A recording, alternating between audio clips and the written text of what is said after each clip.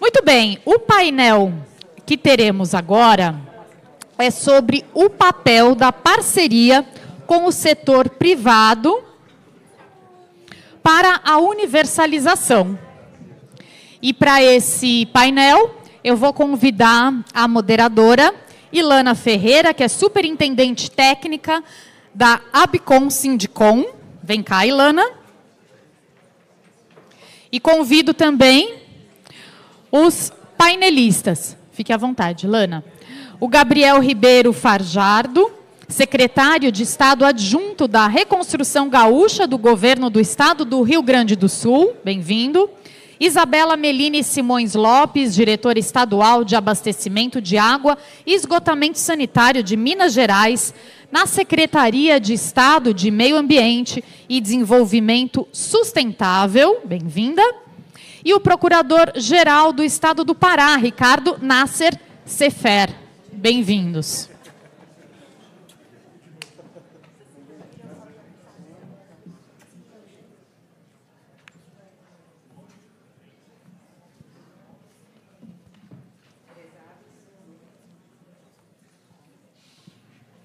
Prezados, boa tarde a todos. Deixa eu aguardar um pouquinho o pessoal se reajustar aqui. Muito bem, vamos dar início ao nosso painel. Hoje nós temos um painel que eu particularmente acho interessantíssimo. Nós temos aqui 3 ótimos exemplos de parcerias com o setor privado. Temos 3 modelos. Eu quero aproveitar e agradecer a presença, né? Estamos aqui muito bem representados, os estados do Pará, Minas Gerais e Rio Grande do Sul. Então, nesse contexto, nós temos um projeto de desestatização do Rio Grande do Sul, temos um projeto de parceria pública e privada no estado de Minas Gerais e temos uma concessão no estado do Pará. Esses 2 últimos projetos que mencionei estão em consulta pública, com previsão para o próximo ano, né, de realização do leilão. Atualmente, nós temos, só para contextualizar aqui um pouco, 33 projetos em estruturação no setor de saneamento. Como a nossa diretora muito bem mencionou na abertura desse evento, o setor privado cresceu 466% desde o período pré-novo marco, né, até agora 2024. E, para o ano que vem, nós temos 23 projetos em estruturação, com previsão de investimentos de 72 bilhões de reais. Então, aqui nós temos a oportunidade de ouvir um pouquinho do braço público, né? O que o braço público espera, entende que é o papel do setor privado. Então, eu gostaria aqui, já vou passar a palavra para os nossos participantes, mas eu gostaria de iniciar esse painel com o nome do painel, entender um pouquinho como vocês veem, qual é o papel da parceria com o setor privado para a universalização. Gostaria de começar pela Isabela, por favor, fique à vontade. Bem, uma boa tarde a todos. Eu acho que a gente pode dar uma boa tarde melhor, né, gente? Colocar mais energia que boa tarde. Melhorou bastante. Pessoal, primeiramente, eu gostaria muito de agradecer, em nome da CEMAD, né, o convite para poder estar aqui com vocês hoje. Eu acho que é um tema de extrema relevância para todos nós. Então, a gente realmente percebe que existe um mover no nosso país, né? Então, a gente precisa acompanhar a tendência e discutir, trazer em pauta, realmente. E, em Minas Gerais, a gente tem o modelo, né, do Bloco do Jequitinhonha, que ficou muito conhecido aí, que a gente vai falar um pouquinho sobre ele ao longo da minha fala aqui. Mas antes de ir lá para o Jequitinhonha, Minas Gerais é um caso à parte, né? É um modelo assim que realmente a gente tem que falar um pouquinho do estado, até para a gente poder compreender o que o nosso estado está desenvolvendo. Então, todo mineiro já falou uma frase pelo menos uma vez na vida, né? Meu país, Minas Gerais. Porque, de verdade, Minas Gerais, a gente tem um estado com extensão territorial equivalente à França. Então, a gente realmente tem uma grande extensão territorial, dividido em 853 municípios, sendo que o menor município do nosso país está em Minas Gerais, com 853 habitantes. Então, a gente vê a dificuldade. A gente tem grandes municípios, mas a gente tem municípios muito pequenininhos também. E, diante dessa situação, a gente tem uma pluralidade muito grande também no nosso estado, né? diferentes culturas, diferentes climatologias e também diferentes aspectos econômicos, financeiros de toda a nossa sociedade ali em Minas Gerais. Então, se torna um modelo muito atrativo até para a gente poder estudar, compreender um pouco melhor. Quando a gente fala da cobertura de serviços, né, Ilana, a gente está falando de que o nosso estado hoje, a gente está com média de quase 80%, 78%, se não me engano, de abastecimento de água, e a gente está ali no índice de 53% de coleta e tratamento de esgotos, né? Só que quando a gente vai para um contexto geral desse monte de municípios, desses 853 municípios, nós estamos falando de um estado que tem 70%, mais de 70% dos seus municípios com uma população inferior a 20 mil habitantes. Isso, para a gente, para organizar o saneamento, a gente precisa realmente trabalhar numa linha de regionalização, né? É a realidade do nosso país, mas é uma realidade muito presente em Minas Gerais. E, nesse sentido, a gente entra, né, no bloco do Jequitinhonha, que foi instituído aí pela portaria do Ministério das Cidades, a portaria 3.701, né, de 2022, que institui, então, esse bloco. E quando a gente entra com o bloco do Jequitinhonha, que é algo que a gente tem muito carinho como Estado em relação a ele, porque é um bloco que, primeiro, foi o primeiro bloco de referência do país, né, a ser criado, só daí já tem todo o mérito, mas a gente está falando de uma das regiões mais semiáridas e que tem mais dificuldade financeira do Brasil, né? A gente está falando do Vale do Jequitinhonha, do Mucuri e do norte de Minas. Então, tudo começou-se ali com um estudo, né, de viabilidade técnica realizado entre a nossa secretaria, a Secretaria de Meio Ambiente e Desenvolvimento Sustentável, também com o BDMG, que é o Banco de Desenvolvimento, e a ARSAI, para avaliar. Existe viabilidade técnica mesmo da gente criar um processo de regionalização para o nosso Estado? Sim. A partir do desenvolvimento desse estudo, observou-se, então, que era necessário fazer uma modelagem financeira, que foi desenvolvida ali pela Codenge, e mostrou, sim, que a viabilidade financeira começou-se ali com 96 municípios, e entendeu que, no final das contas, o agrupamento e regionalização de 92 municípios se fazia, sim, viável esse agrupamento e esse processo de regionalização. Então, respondendo à pergunta da Ilana, contei todo um bastidor, fiz todo o estado da arte aqui, para a gente poder chegar numa conclusão final. Nós, como Estado, a gente não deve, né, na verdade, falar o que é certo ou o que é errado. Qual é a melhor opção que a gente tem para seguir. E a gente entende, sim, a participação público-privada como uma grande parceira que pode, sim, trazer grandes benefícios para o nosso Estado, em especial para o Bloco Econômico do Jequitinhonha, porque a gente precisa de recurso. Né? Então, a capacidade de vir as PPPs, de conseguir contribuir aí com investimento mesmo financeiro, para que a gente consiga ter essa capacitação financeira para conseguir atingir as metas, né, de universalização que a gente tem aí, que são bastante audaciosas, faz, sim, essa necessidade de termos, né, diferentes incentivos e avaliarmos como Estado, avaliarmos como atores envolvidos no sistema, quais são ali as melhores opções que a gente tem, mas a gente acredita, sim, que a participação do modelo de PPPs é, sim, viável para o Estado de Minas Gerais. Perfeito, Isabela, muito obrigada. Depois a gente entra um pouquinho mais no projeto, que, inclusive, no caso da PPP de vocês, engloba a área rural também, né? Então, tem total relação com o painel anterior que foi discutido. Eu gostaria de passar a palavra para o Ricardo, para o procurador do Estado do Pará, que também é um projeto gigante do Estado. Ali temos uma concessão parcial, temos concessão plena. Ricardo, por favor, fique à vontade. Muito obrigado pelo convite. Uma boa tarde a todos. Eu não espero uma boa tarde tão efusivo quanto vocês fizeram para a minha colega, mas eu sei que mentalmente todos estão desejando boa tarde a mim. Pronto, agora. Eu já tomei meu café antes de descer. Acho que não serviram café para a plateia. Gente, eu queria agradecer do fundo do coração, em nome do Governo do Estado do Pará, o convite para estar aqui com vocês, falando um pouquinho aí da nossa experiência pública. Eu venho participando de eventos dessa natureza e venho ouvindo frases como essa: esse projeto do Pará é gigante, é enorme, é um grande desafio econômico, você que é economista, né? É um grande desafio financeiro, mas é também um grande desafio social, é um grande desafio político, acho que é um grande desafio sob qualquer aspecto. Eu queria chamar principalmente a atenção para o aspecto político envolvido. Eu trabalho com o governador do meu estado desde 1º de janeiro de 2019, eu estou no mesmo cargo, e eu venho vendo aquilo que alguns atores políticos vêm chamando de política de resultados. Eu vi uma entrevista muito interessante do presidente nacional do PSD, o chefe da Casa Civil daqui de São Paulo, né, Gilberto Kassab, em que ele aborda a política de resultado como o novo flanco, o novo direcionamento da política nacional. Cada dia menos a sociedade quer saber se uma política é de esquerda, se uma política é de direita.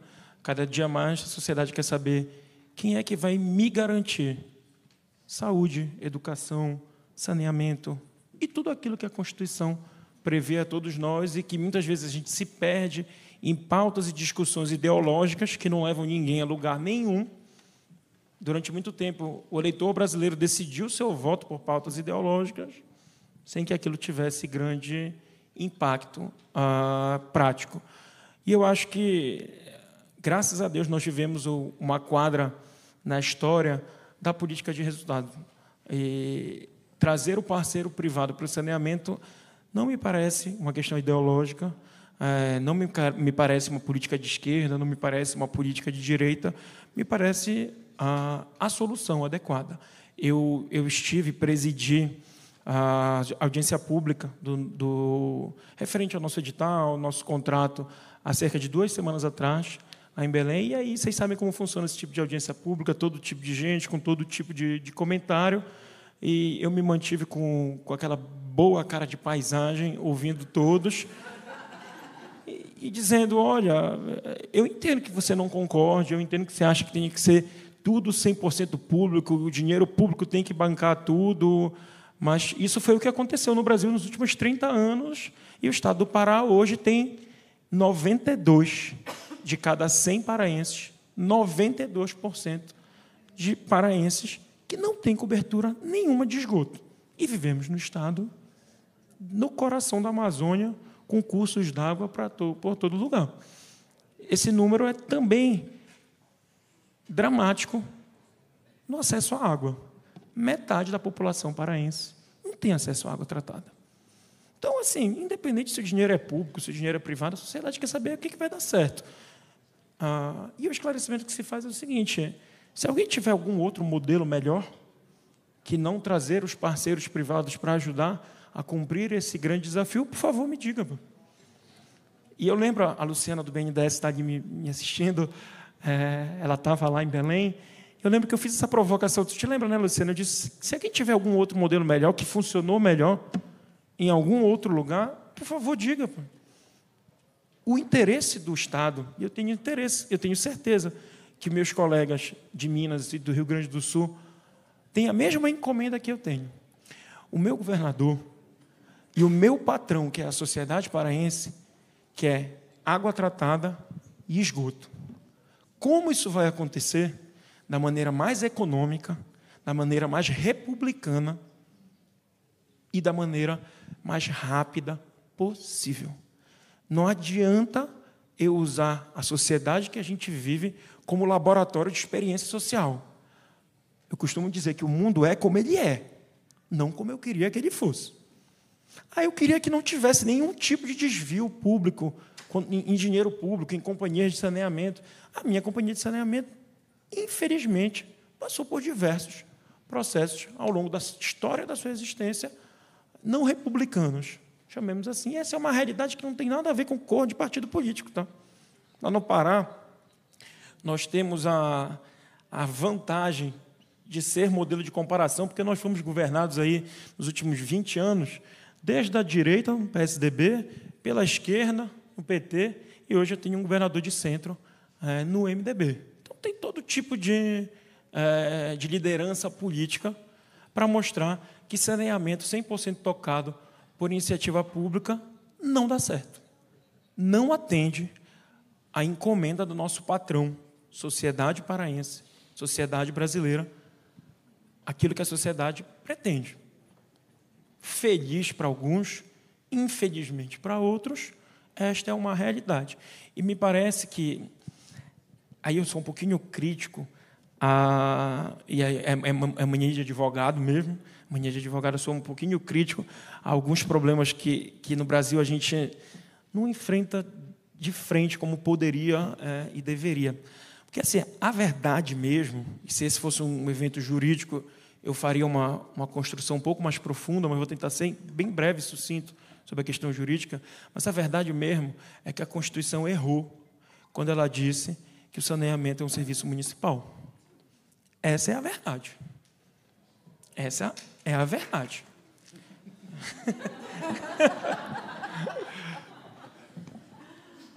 E o exemplo que a colega acabou de colocar me ajuda a comprovar isso. Eu nem tinha esse dado, mas vou me apropriar dos teus dados. Se tiverem certos, mas se tiverem errados... Mas 70% dos municípios de Minas Gerais tem menos de quantos habitantes? 20 mil habitantes. Lá no Pará, nós somos 144 municípios. 144. Sabe quantos não têm nenhuma condição financeira, econômica, técnica, de pessoal, ou sob nenhuma ótica de tocar saneamento? Chuta quantos?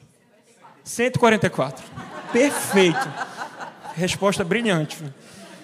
Eu sou professor também, e aí amanhã de professor eu diria na sala que você não precisa nem fazer prova. No final do semestre já está aprovada. Nenhum no Pará. Eu não conheço a realidade dos demais estados, mas imagino que muita coisa se reproduz, e aí eu não vou deduzir e explicar isso profundamente. Mas o fato é que a Constituição prometeu algo que, infelizmente, não se concretizou. Ricardo, mas eu conheço um município em que o saneamento está dando certo. Que legal, pô. O Brasil tem mais de 5 mil. Conhece uma? Beleza, mas essa não é a realidade. E quando o novo marco legal do saneamento veio, ele teve um grande mérito. Contornar de maneira muito habilidosa, o real problema. Foi o que o novo marco trouxe. Ele trouxe para o colo do Estado o problema. Ele deu aos Estados, esses sim, entes subnacionais, com condições financeiras, políticas, técnicas, de enfrentar efetivamente o problema. Não, Ricardo, mas lá no Pará eu sei que vocês criaram uma microrregião única com os 144 municípios. Também sei que, por força de decisão do Supremo Tribunal Federal, essa microrregião tem participação majoritária dos municípios. Isso quer dizer que 60% dos votos são dos municípios e 40% dos votos são do Estado. Quem vota pelo Estado é esse cara que está falando aqui com vocês. Quem é o governador, em sã consciência, em qualquer estado deste Brasil, que não tem apoio político de 10% dos seus prefeitos? O meu governador, são 144 municípios, ele tem o apoio de 141 prefeitos. Essa é uma mentira que a lei conta, que o poder decisório é dos municípios. Foi uma forma criativa que se encontrou para solucionar o problema sem atacá-lo de frente. Na prática, quem passou a comandar efetivamente as políticas de saneamento foram os estados, com a sua liderança nas microrregiões. E os outros modelos que não permitem o Estado ter a liderança não estão dando certo. E a gente tem exemplo aqui no estado de São Paulo, de município que não aderiu, quando a adesão era voluntária, não aderiu, não aí por questão política, por questão local, por variadas razões. Como eu vejo a questão? Trazer o parceiro privado é uma exigência até ética de quem é servidor público e tem o dever ético e, como cidadão, de fazer o melhor para o coletivo. Eu não vejo outro, com todo respeito a quem pensa diferente, mas eu não vejo outro caminho que não trazer o parceiro privado pelos seus diversos mecanismos, concessões plena, parcial, PPP, e aí o nome que vai se dar, naturalmente, vai se encaixar dentro da realidade de cada estado. Eu espero não ter falado demais, espero ter a oportunidade de falar novamente para detalhar um pouquinho o projeto do Pará. Não, perfeito, Ricardo. Muito obrigada por essa aula de política e de política pública. A gente vai voltar a discutir um pouquinho, principalmente nessa questão da estruturação que vocês fizeram, que envolve esse diálogo com os municípios, né? Eu gostaria de passar a palavra agora para o secretário Gabriel, do Rio Grande do Sul. Tivemos uma desestatização em 2022. Né? Nessa desestatização, 11 bilhões de reais previstos para a universalização até 2033, né, da nossa associada EGEA. Gostaria de ouvir um pouquinho de vocês que já estabeleceram essa parceria via desestatização, como vocês veem o papel do setor privado na universalização. Por favor. Bom, boa tarde a todos e a todas. Agradecer a Bicom. Prazer estar aqui com vocês. Se eu puder até passar meu tempo para o Gustavo, fiquem... Quero ouvir mais. Gostei. Mas, bom, para poder falar um pouco do Rio Grande do Sul, né? Acho que o Rio Grande do Sul ele traz um primeiro grande exemplo, que foi o que você colocou, que é um modelo de privatização, né? Então, dentro de toda essa agenda de participação da iniciativa privada, é significativo ter a companhia estadual, né, de saneamento do Estado privatizada e assumida pelo Grupo EGEA, com significativos investimentos já performando, inclusive performando num período super sensível da história recente do Estado, que foi a calamidade. Né? Muitos de vocês devem ter se perguntado, quando a Ilana falou, a Secretaria da Reconstrução Gaúcha, né? Que secretaria é essa? A Secretaria da Reconstrução Gaúcha ela é a secretaria que foi criada pelo governador Eduardo Leite, a partir da calamidade de maio de 2024, que surgiu exatamente da costela da Secretaria de Parcerias e Concessões. O Estado tem uma secretaria destinada a projetos com a iniciativa privada e, portanto, essa foi uma das formas, né, um veículo de se investir na reconstrução do Estado, por entender que PPPs e concessões como instrumentos de realização de políticas públicas e de serviços públicos à sociedade seriam um desses instrumentos que estariam à disposição para reconstruir o Estado com todos os desafios significativos que isso tem, e a gente pode depois detalhar um pouco mais a respeito. Mas antes mesmo, né, disso tudo ter acontecido nesse histórico recente, nós tivemos a privatização da companhia justamente dentro desse olhar, né, ao que cabia ao Estado a sua cota de participação para poder atingir os objetivos do novo marco, especialmente dentro dessa visão que eu compartilho muito aqui com meu amigo paraense, que é como que o Estado consegue capitanear essa agenda. Né? A gente, de fato, tem, concordo em gênero, número e grau, essa jabuticaba da gente conseguir ter a competência definida como competência municipal, mas um olhar que necessariamente passa por uma visão regionalizada. E esse papel do Estado é um papel um pouco ingrato, né? Porque a gente não está na ponta ali atuando no município como um verdadeiro quase que síndico ali daquela região, e ao mesmo tempo a gente não tem os recursos que são necessários para que a gente invista numa agenda efetivamente, né? Especialmente o Rio Grande do Sul, que tem um histórico de déficit fiscal muito significativo, né? Uma dívida com a União muito representativa, assim como Minas Gerais. Inclusive meu país, Minas Gerais, porque sou mineiro, devem ter percebido pelo sotaque. Eu trabalhei, inclusive, no estado de Minas, também numa situação muito sensível fiscalmente, né? Inclusive eu brinco que eu trabalhei em Minas, no Rio Grande do Sul, eu só trabalho para o estado quebrado. O próximo é o Rio de Janeiro, que eu ainda vou chegar lá, aos poucos. Mas aí o desafio é um pouquinho maior, eu imagino. Mas embora fez o saneamento.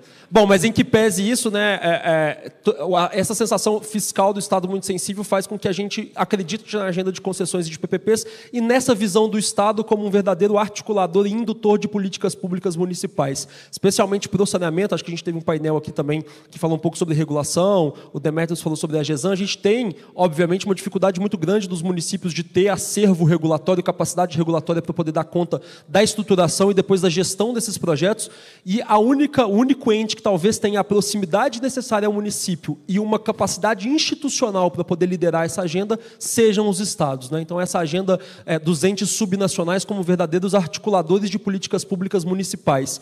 O governador Eduardo Leite é um governador que veio de uma história pregressa como prefeito, né, de Pelotas, e traz essa visão muito municipalista do Estado, né, para que a gente possa contribuir dentro dessa articulação e fomento das agendas municipais. Tanto é que lançamos, no ano passado, um programa chamado Impulsiona Municípios, que conversa muito com o Universaliza SP aqui de São Paulo, mas não só para a agenda de saneamento, que tem justamente como objetivo a gente conseguir apoiar os municípios na estruturação de projetos de parcerias público-privadas e concessões, especialmente realizando a pré-viabilidade desses projetos antes mesmo deles terem sequência na estruturação.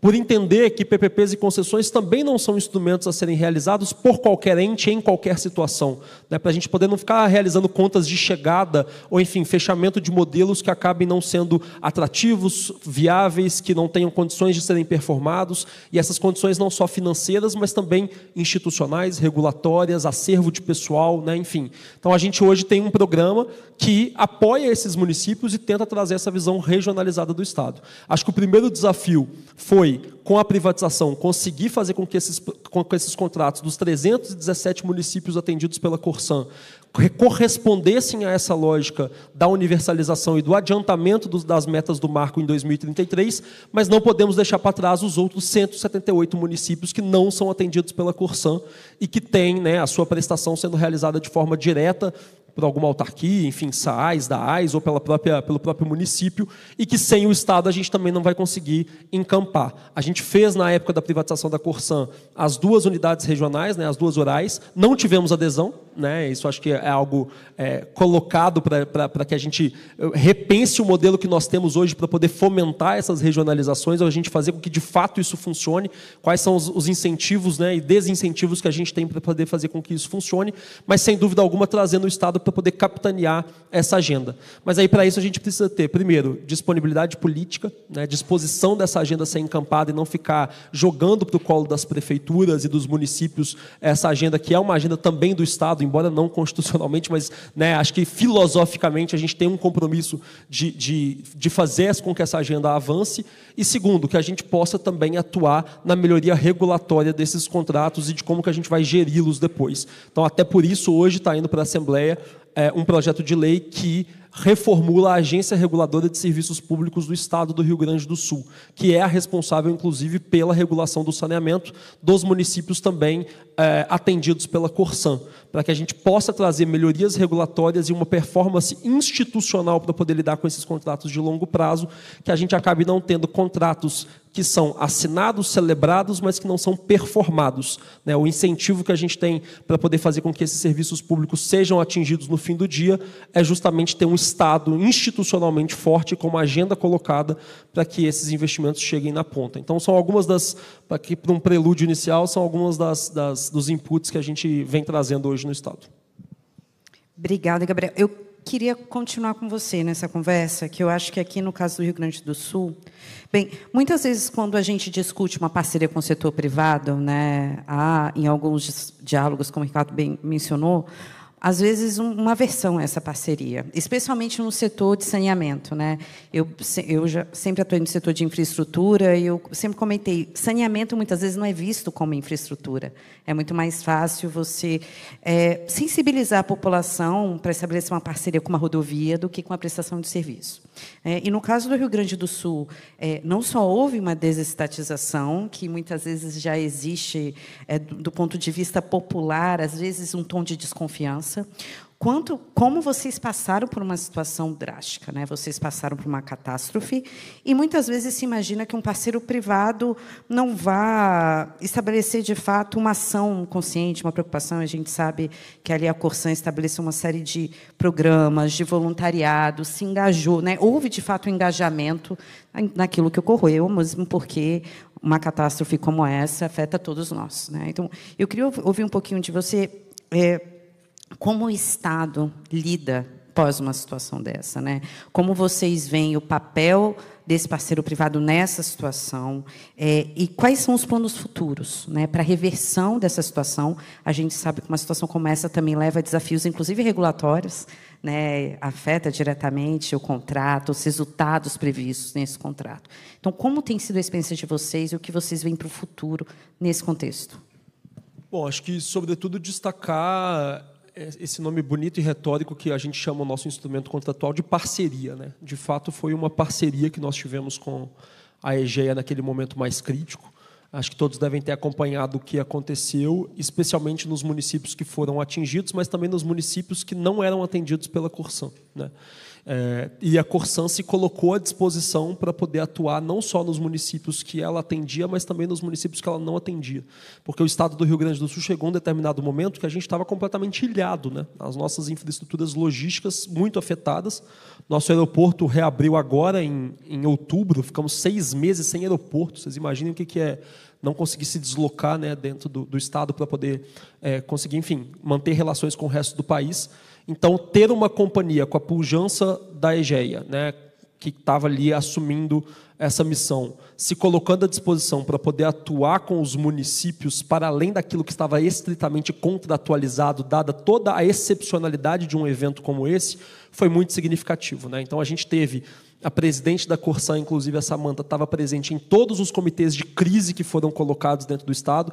O governador, assim que aconteceu a calamidade, determinou bases específicas regionalizadas para atuação, designando o vice-governador, o chefe de gabinete, o secretário-chefe da Casa Civil, enfim, todos aqueles que estavam mais direcionados para poder resolver o problema, e a Corsan, né? Então, ou seja, como que a gente poderia atuar, de fato, com uma companhia, com a pujança de uma companhia que acabava de assumir a maior empresa de saneamento do Estado, para poder realizar esses investimentos. É claro que isso tem uma repercussão regulatória, isso a gente tem em todos os setores que a gente regula, rodovias, saneamento, enfim, são essas discussões que a gente tem que ter, mas se a gente fosse esperar toda a ritualística, né, para poder conseguir atuar, a gente, sem dúvida, teria malefícios e danos muito mais significativos. Então, realmente uma relação de confiança que é estabelecida entre um parceiro privado, que sabe que precisa agir, mas que, ao mesmo tempo, precisa ter a certeza de que isso vai ser levado em consideração no cumprimento de um contrato, eu acho que é uma relação de parceria que, de fato, se estabelece desde aquele início.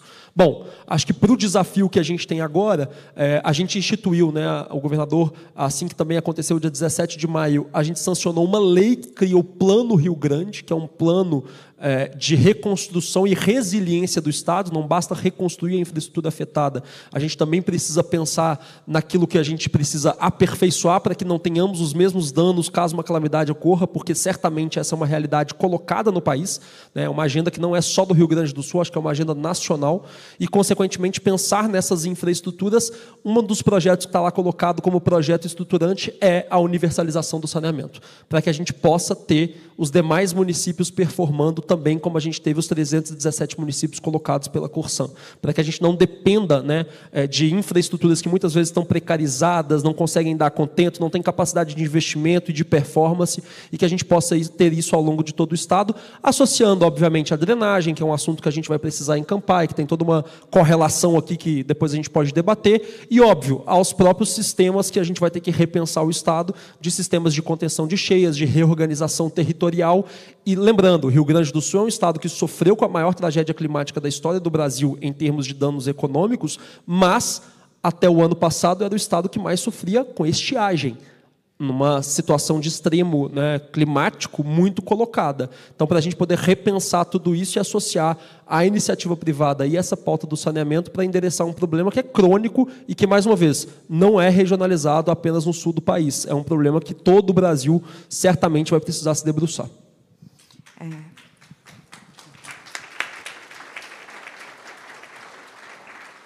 Esse ponto trazido pelo Gabriel, inclusive, vai ser tema de um painel amanhã sobre mudanças climáticas. A gente vai discutir justamente o impacto que isso tem no setor de saneamento e qual o papel do setor de saneamento nesse contexto. E eu queria passar agora para a Isabela, porque, né, como você já tinha até comentado, né, e isso vale também, depois vou querer ouvir um pouquinho do Ricardo. No caso da PPP ali de Minas Gerais, você está lidando com uma região de uma população majoritariamente de baixa renda, né? Como eu mencionei, o projeto prevê a área rural.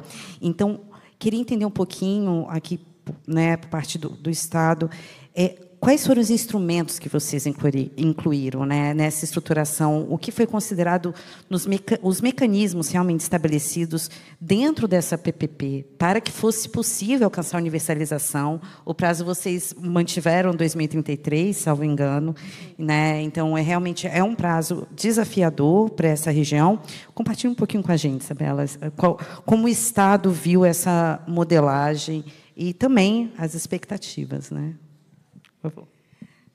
Falar com vocês que é um dos grandes desafios do nosso Estado hoje, né? Foi realmente muito desafiador o desenvolvimento de ambos os estudos, porque, primeiro, como eu comentei com vocês na minha fala, a gente desenvolveu um estudo, então, de viabilidade técnica, e após esse estudo de viabilidade técnica, que a gente foi para esse estudo de modelagem, realmente, a ser desenvolvido ali junto com a Codenge. E, de fato, o mecanismo, vários mecanismos foram adotados, mas todos eles derivados de um mecanismo primordial. A gente tem que considerar a vulnerabilidade dessas pessoas, porque a capacidade de pagamento dessas pessoas é baixa. A gente está falando da área mais pobre, realmente, de Minas Gerais, né? Mais negligenciada, que a gente não está falando só de aspectos econômicos. Ricamente, a cultura de lá é extremamente rica, mas quando a gente fala de aspectos econômicos e também de recursos hídricos, é muito desafiador. Antes de estar no Estado, eu era da Fundação Nacional de Saúde, trabalhei muito com a parte de elaboração de planos municipais de saneamento básico. Então, assim, conheço muito bem a região, sou norte mineira, então nasci, né, está aqui na veia, desde pequenininha já conheço a dificuldade vivida pelas pessoas desde o início, né? Então, foi bem difícil para se modelar, mas considerou-se, resumindo aqui, começou-se com 96 municípios.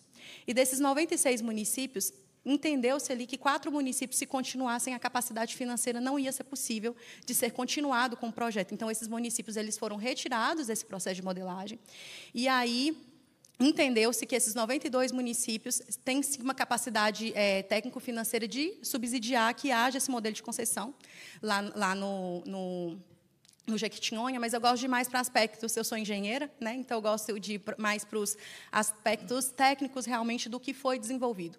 A gente está falando de uma população que, desses 92 municípios, cerca de 70% dessa população tem abastecimento de água, né? Ali a gente divide entre Copanor e Copasa. Basicamente, a gente tem água, 100% essas duas, e a gente tem 4 municípios, se não me engano, que de esgotamento sanitário é o próprio município que faz.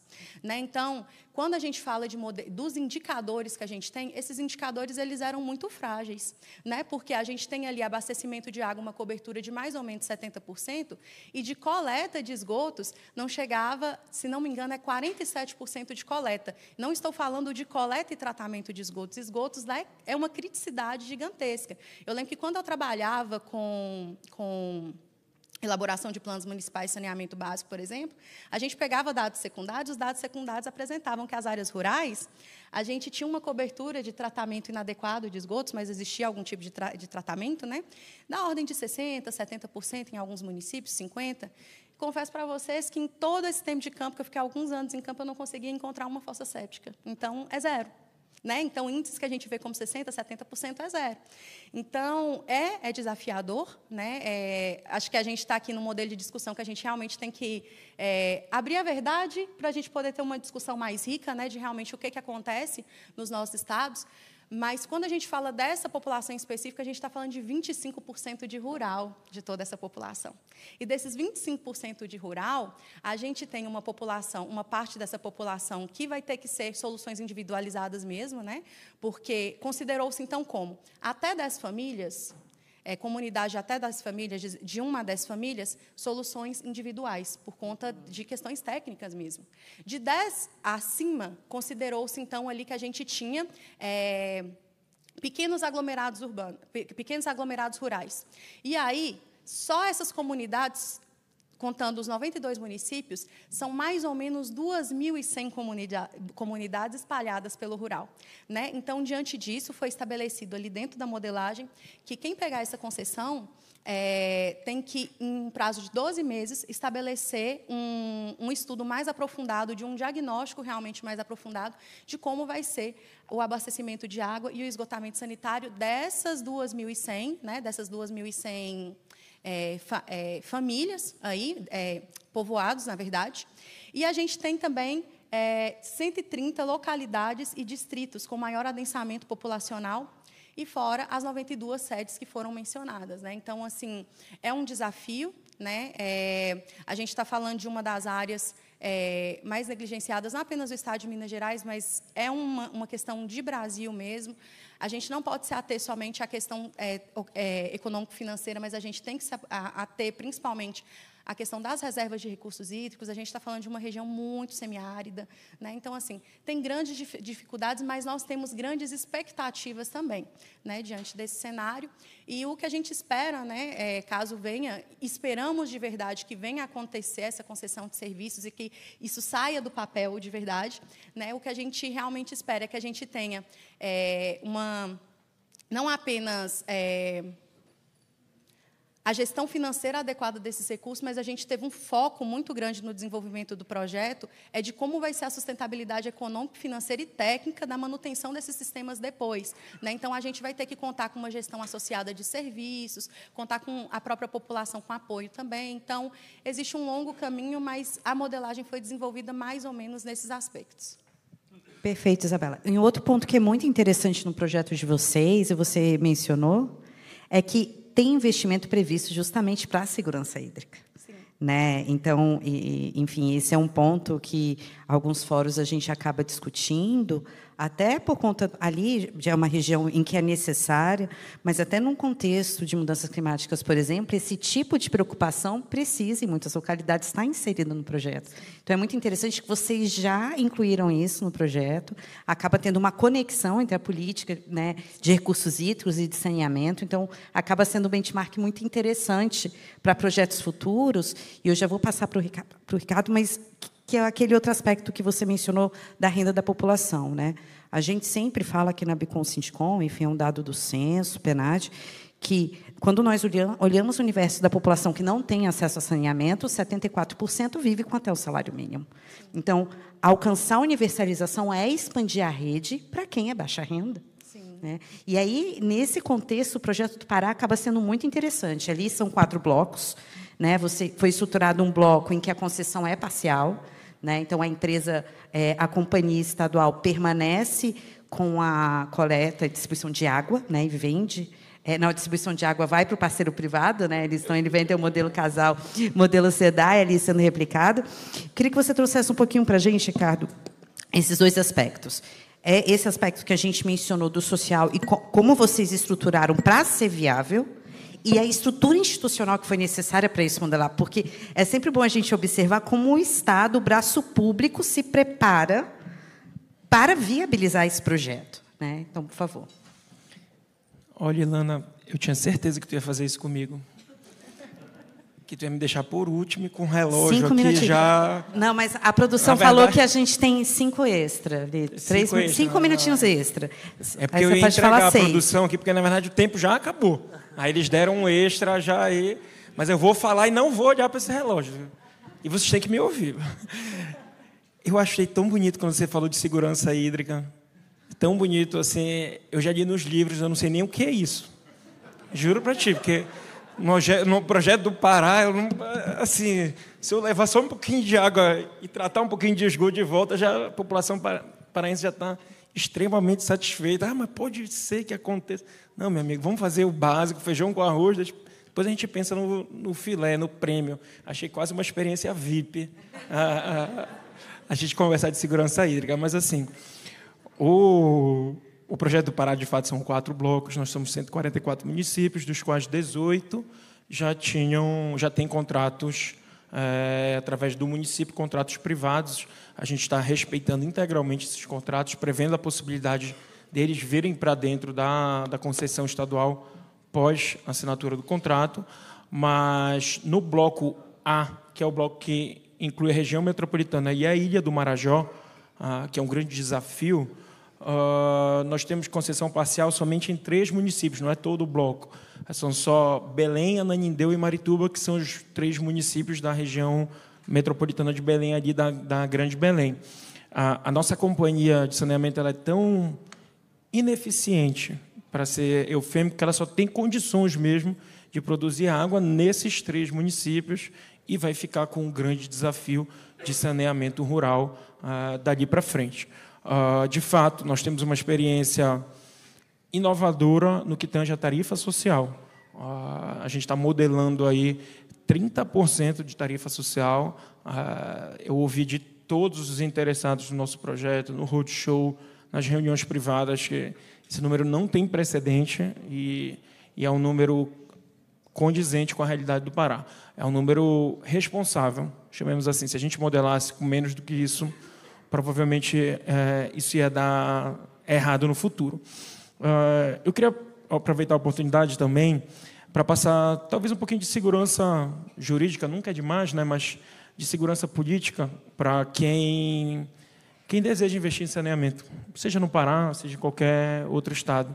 Eu disse isso para alguns interessados no projeto do Pará e compartilho com todos que eu, se estivesse na área privada, não teria nenhum receio de investir fortemente no saneamento, não porque a população precisa, porque a população precisa de muita coisa e o fluxo do capital não vai necessariamente onde ela precisa. O fluxo do capital vai onde ele é rentável.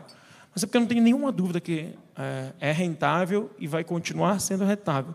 Eu disse para alguns operadores, amigos, isso não tem nenhuma chance de dar errado.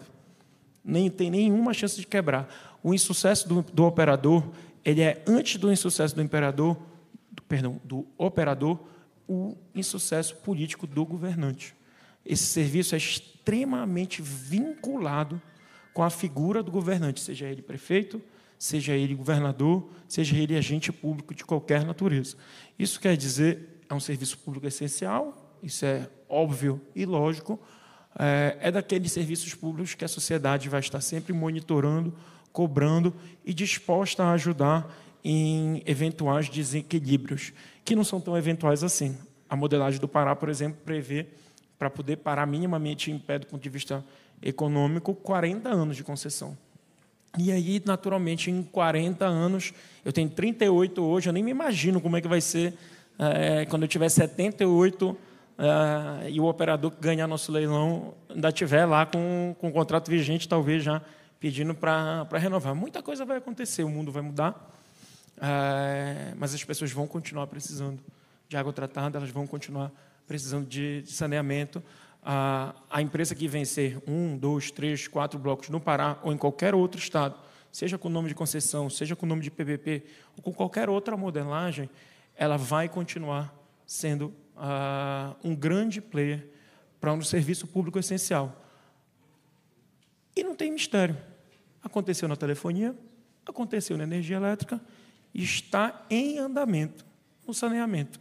Eu não tenho nenhuma dúvida, absolutamente nenhuma dúvida, que daqui a 10 anos, fóruns como esse vão passar a debater a acomodação, a consolidação do setor de saneamento, como aconteceu nesses outros grandes serviços, e basta a gente olhar aí ao longo da história como se deu a dinâmica de participação do capital privado nesses 2 outros grandes serviços públicos que eu citei. Esta é uma realidade que decorre da natureza do serviço, da natureza do negócio que vai ser explorado por esse determinado operador. Para além de ser essencial, o fato, na verdade, de ser essencial é o que torna este um negócio tão atrativo, independente de ser o Ricardo, a Isabela ou quem quer que seja que vai estar à frente enquanto agente público. Assim, é uma realidade tão distante para a grande maioria da população. Aconteceu, numa das reuniões com as prefeituras, um caso muito engraçado, a gente explicando lá para um grupo de prefeitos, né, como era que ia funcionar a concessão do saneamento, e explicava, quem vai regular, não, isso, aquilo. E aí eu, ingenuamente, falei, não, olha, a Ana vai regular isso e aquilo, tudo. Aí o prefeito levantou a mão assim e falou, essa Ana é servidora de que secretaria, hein? Eu falei, meu Deus do céu, esse cara não sabe. Ele era o prefeito, porque eu quero conversar com ela direto. Olha ali o representante da Ana, está ali também, né? Então, assim, é uma realidade tão distante, gente, para o brasileiro em geral, médio, como alguns gostam de dizer, que, enfim, eu acho que cabe a nós, sim, que temos o discernimento, a experiência, liderar o projeto e entregar à sociedade aquilo que ela espera de todos nós, seja no setor público, no setor privado, enquanto reguladores, enfim, entregar o desafio de universalizar 90% e 99% em água e esgoto. É isso que a lei colocou todos nós, mas muito mais do que um compromisso legal. Muitas leis no Brasil, e quem não é da área jurídica certamente ouviu falar, mas essa lei não pegou, né? Ela é aquela lei que... E o direito brasileiro tem muito disso. E é por isso que eu gosto de falar que a universalização era muito mais do que uma obrigação legal, era uma obrigação ética. Uma obrigação de todo cidadão e uma obrigação do governante que tem responsabilidade. Que a gente possa, cada dia mais, na nossa vida e como cidadãos, enxergar, valorar políticos, líderes que têm responsabilidade com o resultado. É isso que a sociedade espera. Eu acho que cabe a nós operacionalizar isso. Muito obrigado pela atenção.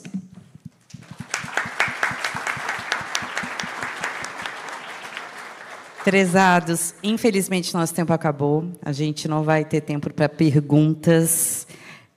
Eu quero agradecer mais uma vez aqui em nome da Bicom Sindicom. É realmente uma honra recebê-los no Encontro Nacional das Águas.